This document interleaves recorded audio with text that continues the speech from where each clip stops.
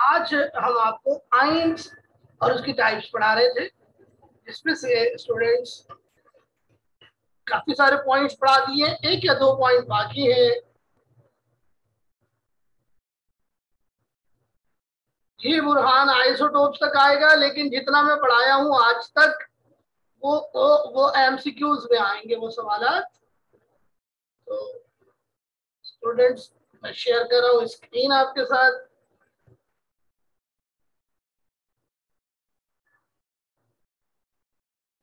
Students देखिएगा, मैंने आपको कितने पॉइंट्स पढ़ा दिए।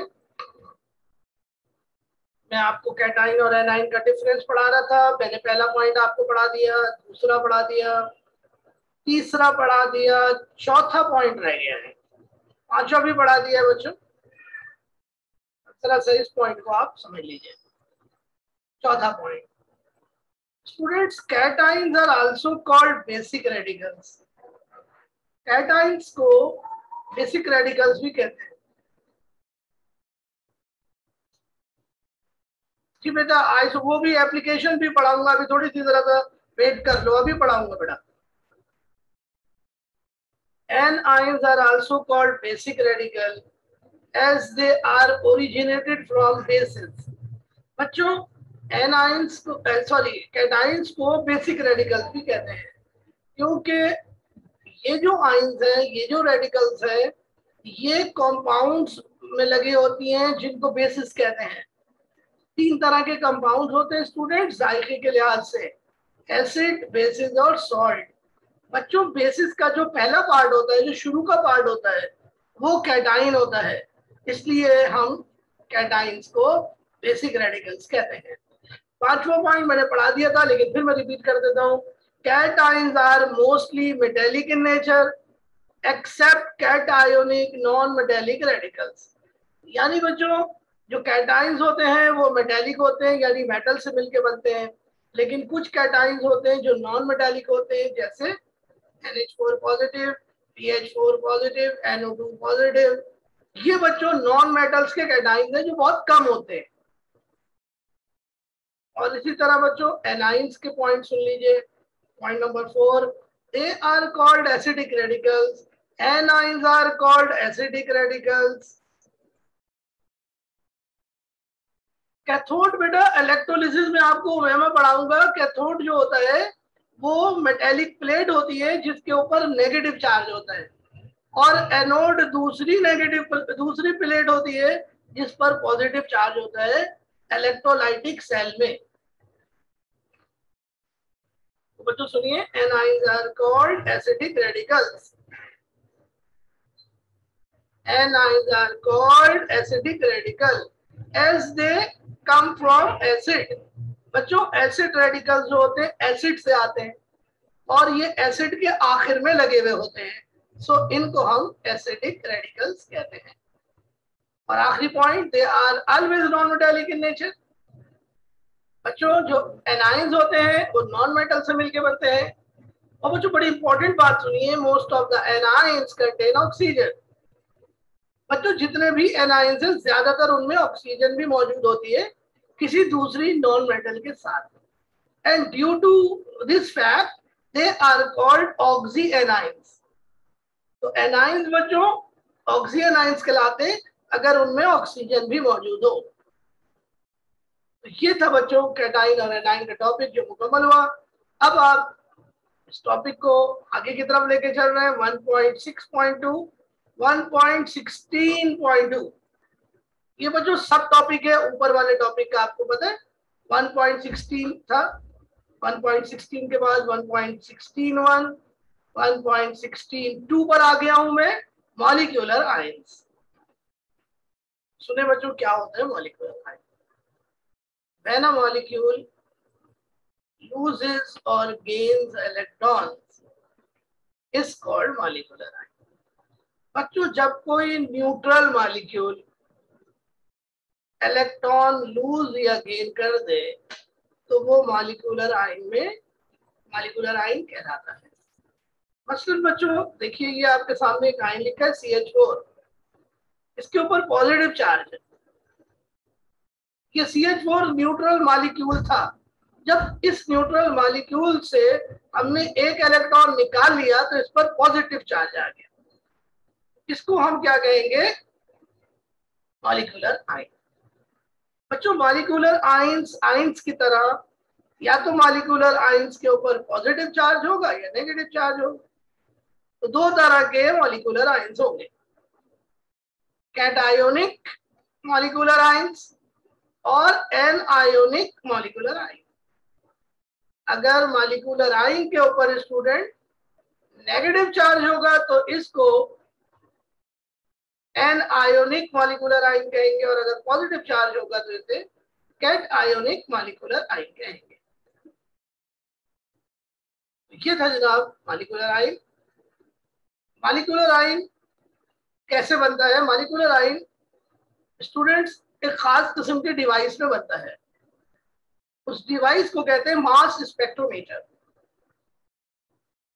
मास स्पेक्ट्रोमीटर में आयोनाइजेशन के नतीजे में जब किसी मॉलिक्यूल की आयोनाइजेशन होती है, यानी जब हम उस मॉलिक्यूल से इलेक्ट्रॉन निकालते हैं, तो फिर मॉलिक्यूलर आयन फॉर्म होता है।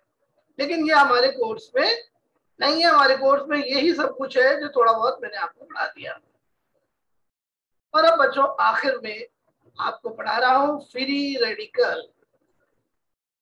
What is free radical? Free radicals are atoms or group of atoms having number of unpaired electrons. Students, ये बड़ी इंपॉर्टेंट डेफिनेशन है फ्री रेडिकल्स।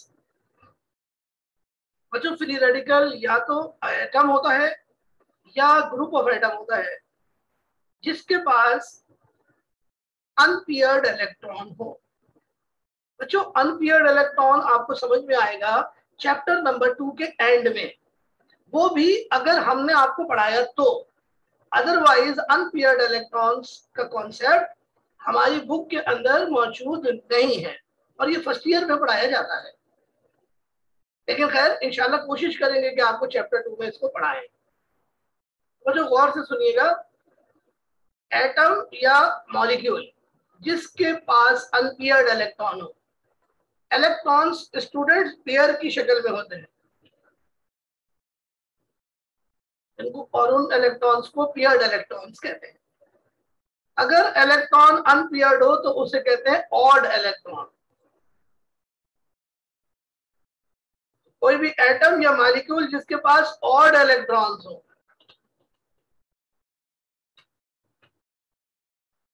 वो फ्री रेडिकल कहलाता है। बच्चों फ्री रेडिकल बहुत ज्यादा रिएक्टिव होते हैं और बहुत ज्यादा अनस्टेबल होते हैं और ये अपना वजूद बरकरार नहीं रख सकते।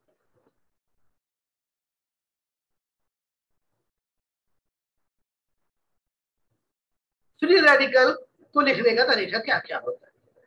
फ्री रेडिकल कैसे लिखते हैं, इनका फार्मूला या सिंबल क्या होता है? सुनिए गौर से। It is represented by putting a dot over the symbol of an element. बच्चों मिसाल के तौर पर यह हाइड्रोजन का सिंबल है, हम इसके ऊपर एक छोटा सा डॉट लगा देंगे। देखो ये डॉट आपको नजर आ रही है? नजर आ रहा है? नहीं आ रहा? ये छोटा सा डॉट, ये इसको कहेंगे हाइड्रोजन फ्री रेडिकल। ये क्लोरीन का फ्री रेडिकल है। ये दोनों एटम पर मुश्तमिल है और ये देखो ये मॉलिक्यूल है CH3, इसका नाम है methyl free radical. Methyl free radical. ये तीन आपको याद करने हैं बस। अब स्टूडेंट्स एक और बड़ा मुश्किल हेडिंग है, mechanism of formation of free radical. Free radical कैसे बनते हैं? ये स्टूडेंट्स एक और बड़ी मुश्किल आपके लिए है कि कैसे बनते हैं ये समझना, लेकिन कोशिश करते हैं आपको। Free radicals are formed when homolytic breakage of bond between two atoms takes place by the absorption of heat or light energy. बच्चों होमोलाइटिक का मतलब होता है इक्वल। पोलैरिटी का मतलब होता है इक्वल, ब्रेकेज का मतलब होता है टूटना। बच्चों जब दो एटम्स के दरमियान बॉन्ड इक्वली टूटता है तो उसके टूटने से जो चीज बनती है वो फ्री रेडिकल कहलाती है। अब सवाल ये पैदा होता है बॉन्ड टूटता कैसे है। बच्चों जब बॉन्ड हीट एब्जॉर्ब करता है कोई एटम, या कोई एटम लाइट एनर्जी को एब्जॉर्ब करता है, तो बॉन्ड टूट जाता है। तो मैं आपको इक्वेशन से दिखाता हूं बॉन्ड टूटता कैसे है।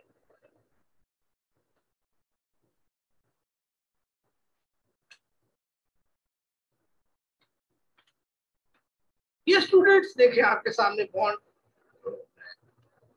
तोड़ के दिखाता हूं। ये क्लोरीन मॉलिक्यूल का बॉन्ड है। स्टूडेंट ये जो लाइन है, ये जो लाइन है स्टूडेंट्स, ये बॉन्ड को जाहिर करती है। और ये जो लाइन होती है इसमें दो इलेक्ट्रॉन्स होते हैं। तो हम चाहें तो ये क्लोरीन मॉलिक्यूल है, क्लोरीन मॉलिक्यूल है स्टूडेंट्स। हम चाहे तो इस लाइन के बजाय बीच में दो अंडे दिखा सकते हैं, दो डॉट्स दिखा सकते हैं, ये इलेक्ट्रॉन्स को जाहिर करते हैं। तो बच्चों ये जो एक सिंगल लाइन होती है दो एटम्स के दरमियान, इसको कोवलेंट बॉन्ड कहते हैं। और ये कोवलेंट बॉन्ड जो होता है दो इलेक्ट्रॉन्स को रिप्रेजेंट करता है। अगर स्टूडेंट्स मैं क्लोरीन मॉलिक्यूल को गर्म करूं या मैं क्लोरीन मॉलिक्यूल को सनलाइट में लेके जाऊं, तो क्लोरीन मॉलिक्यूल टूट जाएगा, इसका बॉन्ड टूट जाएगा होमोलाइटिकली, यानी दोनों क्लोरीन एटम अलग अलग हो जाएंगे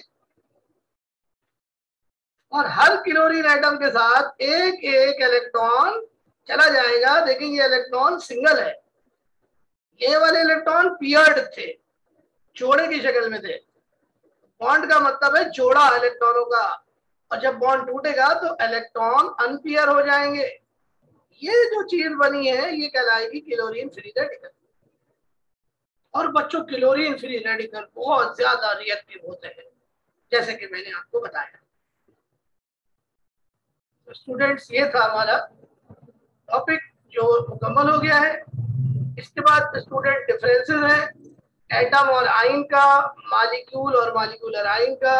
ये मैंने बहुत ही खूबसूरत डिफरेंसेस आपके लिए बना रखे, जो आपको इंशाल्लाह मैं सेंड करूंगा अगली क्लास में।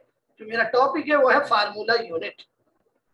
ये फार्मूला यूनिट पढ़ाने के बाद फिर मैं आपको पढ़ाऊंगा केमिकल फार्मूला। और केमिकल फार्मूले की दो टाइप्स होती हैं, एम्पिरिकल फार्मूला और मॉलिक्यूलर फार्मूला। और जब ये मैं पढ़ाऊंगा तो हमारा चैप्टर नंबर 1 का सेक्शन 2 कंप्लीट हो जाएगा। फिर सेक्शन 3 शुरू होगा यहाँ से, कि हम फिर इंशाल्लाह आपको पढ़ाएंगे। फिलहाल आइसोटोप्स की एप्लीकेशन रह गई थी जो मैं आपको पढ़ाने जा रहा हूँ, वो आप देखेंगे यहाँ पर आइसोटोप्स की एप्लीकेशन।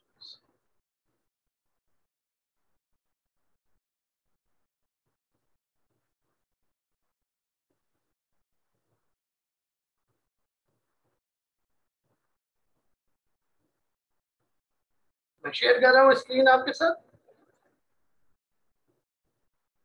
और यहाँ पर जनाब एप्लीकेशन ऑफ आइसोटोप्स, इसके ऊपर ब्लैंक्स आएंगी या फिर इसके ऊपर क्वेश्चन भी आ सकता है। तो जनाबे वाला 3 कॉलम्स है। पहले कॉलम का नाम है रेडियो एक्टिव आइसोटोप नेम, दूसरे का नाम है फील्ड और तीसरे का नाम है यूजेस। बच्चों आइसोटोप जो होते हैं वो 3 तरह के होते हैं। पहली टाइप को कहते हैं natural non radio active isotope, दूसरे टाइप को कहते हैं नेचुरल रेडियो एक्टिव आइसोटोप, और तीसरी टाइप को कहते हैं सिंथेटिक रेडियो एक्टिव आइसोटोप। बच्चों ये जो रेडियो एक्टिव आइसोटोप होता है उसमें से नजर न आने वाली रेज निकलती है। ये रेज 3 तरह की होती है, इनको कहते हैं alpha, beta and gamma rays. बच्चों ये रेज बड़ी नुकसानदेह होती है, लेकिन इनके कुछ फायदे भी होते हैं। मसलन इन रेज से मुख्तलिफ डिजीज का इलाज किया जाता है। मिसाल के तौर पर स्टूडेंट्स, अब हम शुरू करते हैं। सबसे पहले एक आइसोटोप जिसका नाम है फास्फोरस 32। बेटा ये फास्फोरस के बाद जो 32 लिखा है ये फास्फोरस के रेडियो एक्टिव आइसोटोप का मास नंबर है। नेचुरल जो फास्फोरस होती है, जो नेचुरल आइसोटोप होता है फास्फोरस का, वो 31 होता है। वो नॉन रेडियो एक्टिव होता है, वो स्टेबल होता है। Phosphorus 32 is not stable. Phosphorus 32 is used in radiotherapy. Radiotherapy क्या होता है बच्चों? रेडियोथेरापी में हम रेडिएशन से इलाज करते हैं। तो बच्चों किस चीज का इलाज करते हैं फास्फोरस 32 से? स्किन कैंसर का। इसी तरह स्टूडेंट एक और एलिमेंट है स्ट्रोंशियम 90। स्ट्रोंशियम 90 ये भी बच्चों रेडियोथेरापी में यूज करते हैं स्किन कैंसर के लिए। तो इम्तिहान में बच्चों ये 2 सवाल आएंगे क्या कि which isotope is use for the treatment of skin cancer. इसका आंसर क्या होगा? या तो फास्फोरस 32 या स्ट्रोंशियम 90। स्ट्रोंशियम का सिंबल क्या होता है? SR। और फास्फोरस का सिंबल क्या होता है? P। अब बच्चों तीसरा आइसोटोप का नाम है कोबाल्ट 60। ये भी बच्चों रेडियोथेरापी में यूज होता है और इससे हम करते हैं बॉडी कैंसर का इलाज। वो कैंसर जो बहुत ज्यादा फैलने वाला हो। बच्चों इस इलाज के दौरान इंसान के पूरे बाल झड़ जाते हैं, सर के बाल, भवों के बाल, मूंछों के बाल, पलकों के बाल, यहाँ तक के जिस्म के ऊपर मौजूद तमाम बाल चल जाते हैं।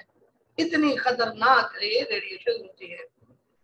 एक और आइसोटोप स्टूडेंट आयोडीन 131 रेडियोथेरापी में यूज करते हैं और इससे थायराइड ग्लैंड जो कि गर्दन में होता है, यहाँ पर इस जगह पे गर्दन में होता है, गर्दन ऊपर करके आप अपनी गर्दन के बीच के दोनों साइड पे हाथ रखें तो एक बटरफ्लाई की शक्ल का ग्लैंड होता है जिसको थायराइड ग्लैंड कहते हैं। नजर आ रहा है आपको? जहां मैंने उंगली रखी हुई है। अरे बच्चों इस ग्लैंड के कैंसर में आयोडीन 131 यूज किया जाता है। एक और जनाब आइसोटोप है टेक्नीटियम। ये रेडियोथेरापी में यूज करते हैं और इससे हम फ्रैक्चर हीलिंग के दौरान बोन की ग्रोथ मॉनिटर करते हैं। Gamma rays of cobalt 60 medical instrumentation में यूज करते हैं for the purpose of sterilization of medical instrument and dressing from harmful bacteria. बच्चों जो नर्सेज और डॉक्टर कपड़े पहनते हैं और जो सर्जरी के आलात को यूज करते हैं, उन आलात को साफ करने के लिए गामा रेज ऑफ कोबाल्ट 60 इस्तेमाल की जाती है। अमेरिकियम 231 सेफ्टी मेजर्स और इंडस्ट्री में यूज किया जाता है। Used in back scatter gauges, smoke detectors, fill height detectors and measuring ash content of coal. ये मुख्तलिफ इसके यूजेस है जनाब, याद कर रहे हैं आप।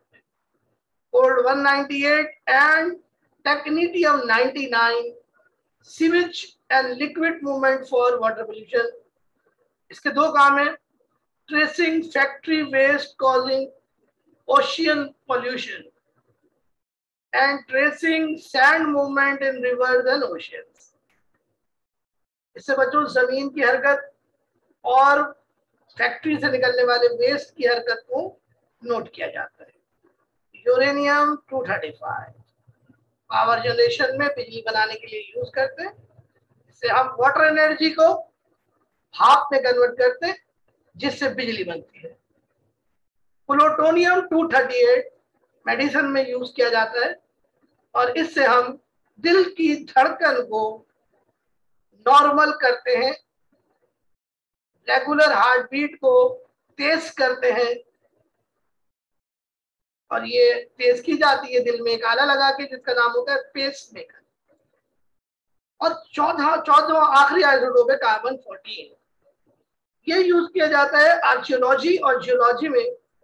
इससे हम फॉसिल्स की एज निकालते हैं, यानी जो ढांचे हमें मिलते हैं जमीन के नीचे से फॉसिल्स, उनकी एज उम्र का तखमीना लगाया जाता है कार्बन 14 से। इसको हम कार्बन डेटिंग भी बोलते हैं, कार्बन डेटिंग। तो ये है जनाब आइसोटोप्स जिनके बारे में मैं बात कर रहा था, जो हमारा रह गए थे। जी स्टूडेंट्स, ये हमारा टॉपिक आज का था।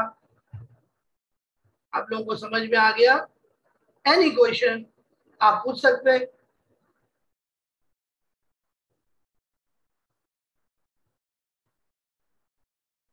जी students, any question please,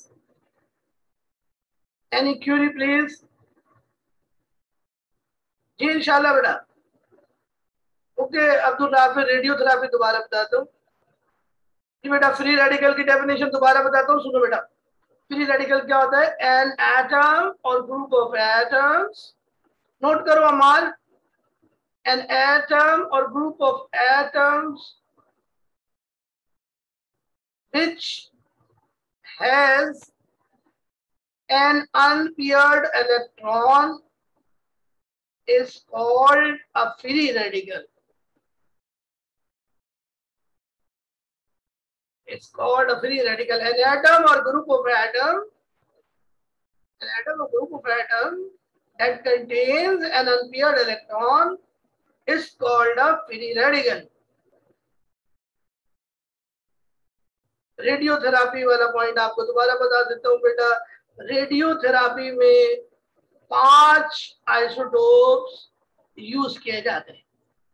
phosphorus 32, strontium 90, cobalt 60, iodine 131, टेक्नीटियम। बेटे ये जो रेडियोथेरापी होती है ये एक ऐसी थेरापी होती है, एक ऐसा इलाज होता है जिसमें हम आपके जिस्म के अंदर शुआएं दाखिल करते हैं और उन शुआओं से आपकी बीमारी को खत्म करते हैं। अमूमन रेडियोथेरापी से कैंसर का इलाज किया जाता है, स्किन कैंसर या बॉडी कैंसर या थायराइड का कैंसर। सिर्फ एक रेडियोथेरापी की जाती है आपकी हड्डी की ग्रोथ को चेक करने के लिए। जब आपकी हड्डी टूट जाती है तो वो हड्डी कितनी बढ़ गई, कितनी कितनी उसकी हीलिंग हो गई, ये चेक करने के लिए टेक्नीटियम का आइसोटोप यूज किया जाता है।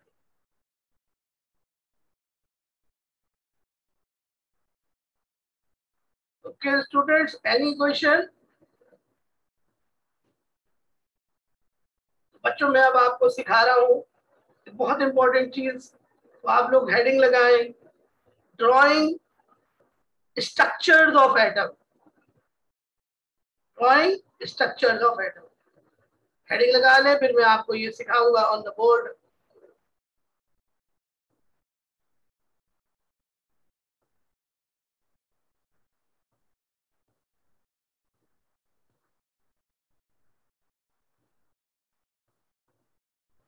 हेडिंग लगाएं, ड्राइंग स्ट्रक्चर्स ऑफ एटम्स।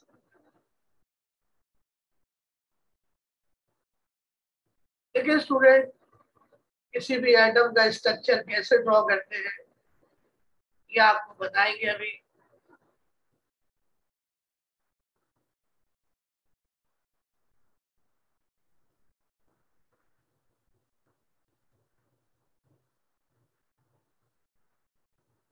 थोड़ा सा आप लोग वेट कीजिएगा।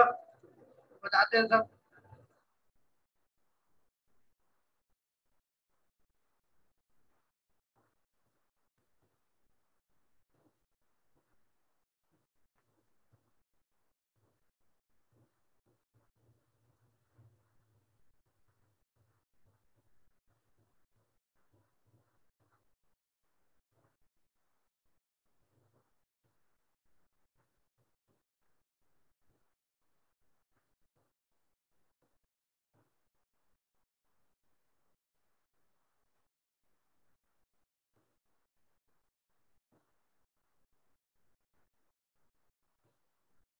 देखिए स्टूडेंट, सबसे पहले हम एक बीच में सर्कल बनाएंगे। सर्कल बनाने के बाद ये जो सर्कल है ये न्यूक्लियस को जाहिर करेगा। इसके बाद हम बनाएंगे एक और सर्कल। ये वो जो न्यूक्लियस के बाद जो भी सर्कल बनाएंगे लाल रंग से, इसको कहेंगे शेल।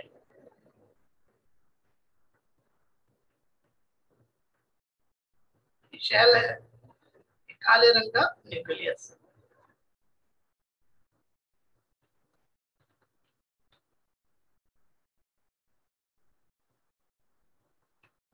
इसको स्टूडेंट्स ऑर्बिट भी कहते हैं।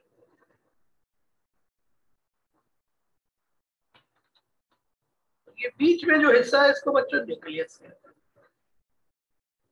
अब बच्चों फर्ज करेंगे हम स्ट्रक्चर ड्रॉ करना चाहते हैं हाइड्रोजन का।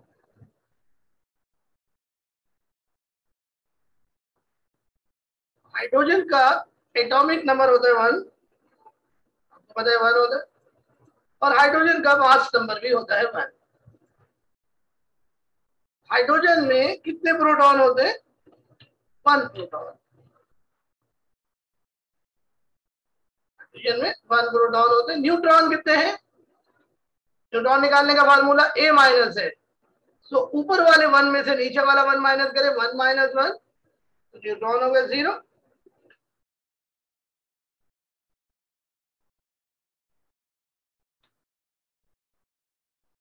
ये हमने बीच में प्रोटॉन और न्यूट्रॉन लिखे। अब हमें इलेक्ट्रॉन शो करना है। तो इलेक्ट्रॉन हम शो करेंगे कैसे? फर्ज कर देते हैं कि हम इलेक्ट्रॉन इस तरीके से शो कर देते हैं।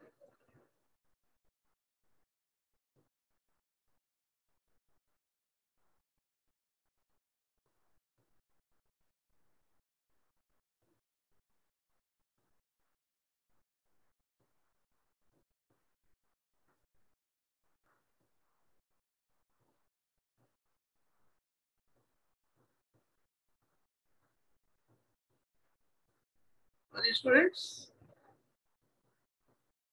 ये इलेक्ट्रॉन हमने शो कर दिया।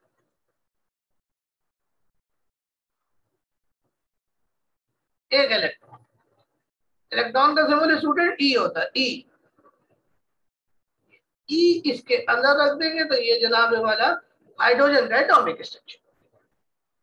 बच्चों, न्यूक्लियस से जो सबसे दूर वाला शेल होता है उसे कहते हैं आउटर मोस्ट शेल।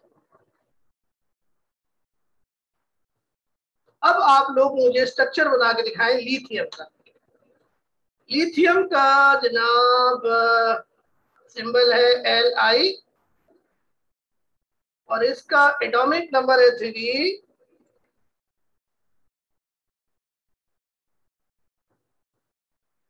और इसका मास नंबर है जनाब 7। जरा इसका स्ट्रक्चर बना के दिखाइए।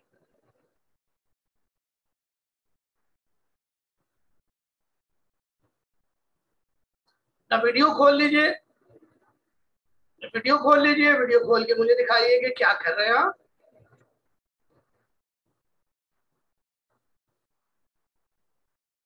स्ट्रक्चर मुझे अपने वीडियो पे दिखा दीजिए आप लोग, लेकिन जल्दी से बनाइए, टाइम कम है।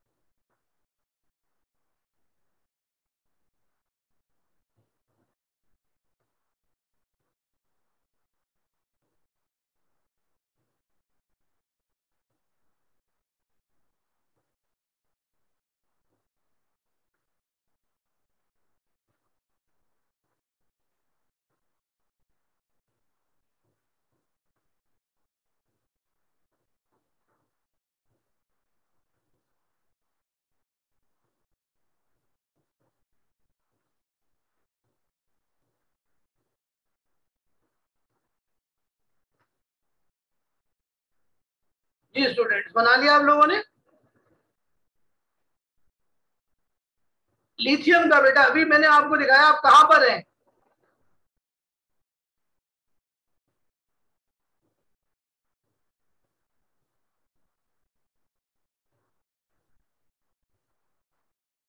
ये मैंने बोला लिथियम का बनाइए इसका,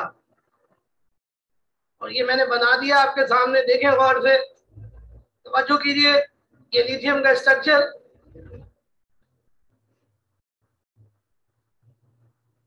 प्रोटॉन इसमें कितने हैं जनाब? तीन, तीन प्रोटॉन है। न्यूट्रॉन कितने? चार। और इलेक्ट्रॉन भी तीन है, एक दो तीन। लेकिन अब आप देखें कि ये शेल नंबर 1 है कि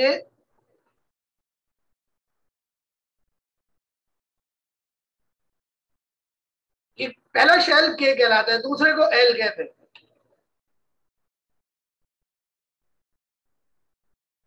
जो सबसे आखिरी शेल होता है उसे कहते हैं आउटर मोस्ट शेल। ये है जनाब outermost shell. Outermost shell को कहते हैं वैलेंस शेल। वैलेंस शेल में जो इलेक्ट्रॉन्स होते हैं उनको कहते हैं वैलेंस इलेक्ट्रॉन्स। ये वैलेंस इलेक्ट्रॉन है। तो लिथियम के बाद कितने वैलेंस इलेक्ट्रॉन है? 1।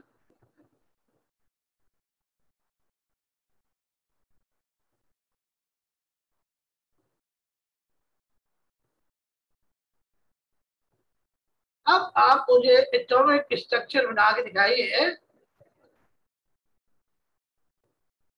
मुझे स्ट्रक्चर बना के दिखाया जनाब सोडियम का। सोडियम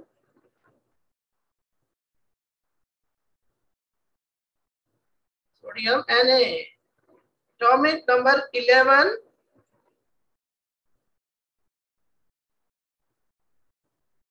और मास नंबर इसका 23।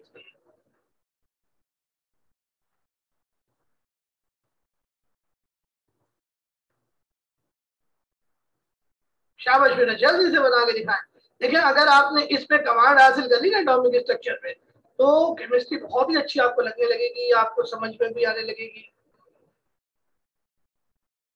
और इंशाल्लाह अगर कोई प्रॉब्लम है तो मंडे को फिर मैं डायरेक्ट आपको क्लास में समझाऊंगा। मंडे को ये कि आप लोग आए तो अपना सारा काम मुकम्मल करके आए, जो भी काम है, जो भी समझने का काम है, और अगर प्रॉब्लम हो तो फिर आप डिस्कस कर लें।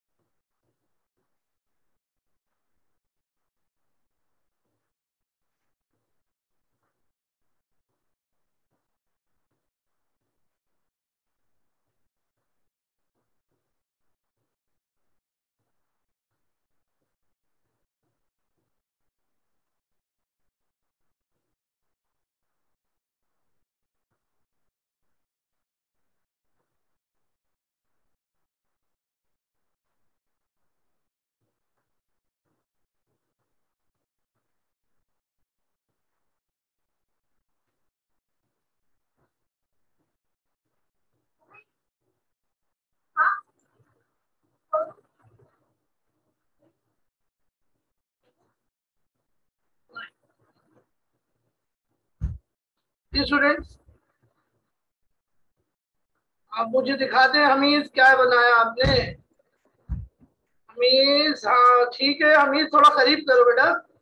Yes yes yes, outer shell में 1 इलेक्ट्रॉन, बिल्कुल ठीक है जावश। बेहतरीन बनाया यार, लाजवाब है बिल्कुल। फर्स्ट टाइम बनाया तो इतना अच्छा बनाया, जब आगे बनाओगे प्रैक्टिस से तो और बेहतरीन हो जाएगा। फर्स्ट टाइम में इतना अच्छा है तो लाजवाब, एक्सीलेंट। यस हसन, हाँ ठीक है हसन, सही है हसन, ठीक है बिल्कुल, शाबाश। आ जाओ।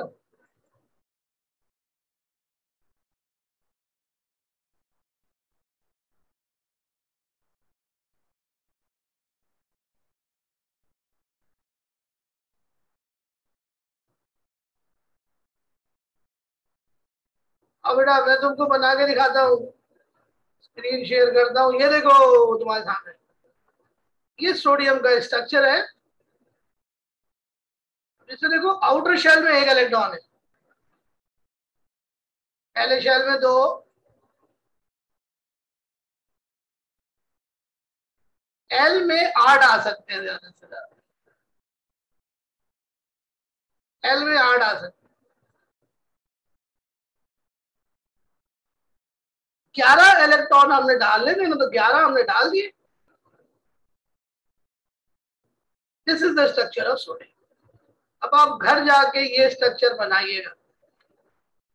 कैल्शियम 20, कैल्शियम 20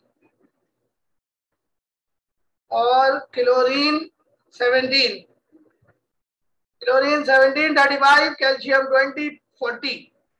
क्या आप घर जाके बनाइएगा।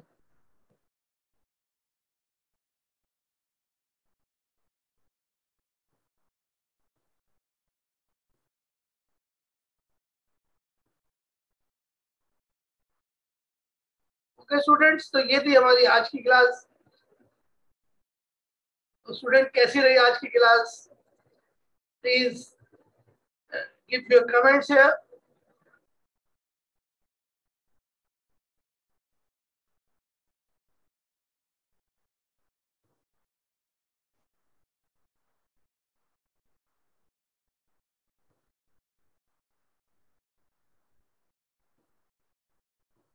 जी जो मैंने क्वेश्चन दिए वही आएंगे बेटा सर।